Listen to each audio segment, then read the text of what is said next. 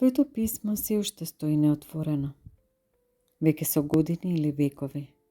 Не знам. Одамна не другарувам со времето кое секогаш работи против мене. Но оно во што сигурна сум е дека никогаш нема да го отворам. Дури ни тогаш кога ќе ми стане се едно за тебе, за себе, за нас. Ниту сакам да го искинам од страв да не избегаат буквите и да не се наместат по некој свој, некаков чуден, замислен редослед, за да ми го кажат тоа што сакам да го прескокнам.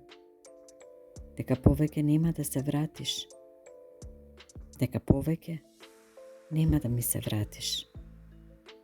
Твоето писмо заспива и се буди на истото место, оставено на масата меѓу две прочитани книги и зад нив уште неколку кои си го чекаат редот.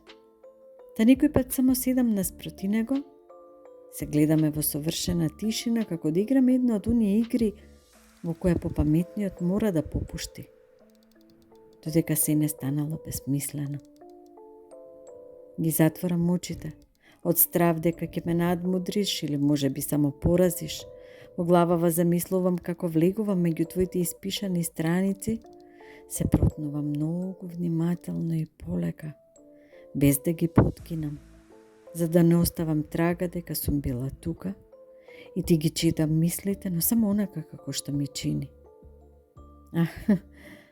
Ова е толку својствено за тебе, да ги замачкаш од украдени сеќавања и испреплетени прсти во еднонасочна улица, од која кога ќе се стемни ниту еден од нас знае како да се врати назад.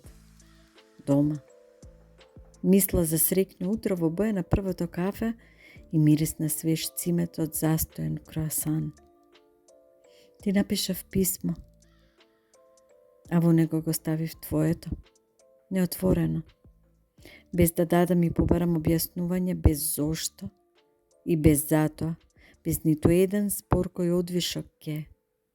Оти нема спор со кој може да биде објаснета една љубов, која повеќе ја нема, освен во едно неотворено писмо.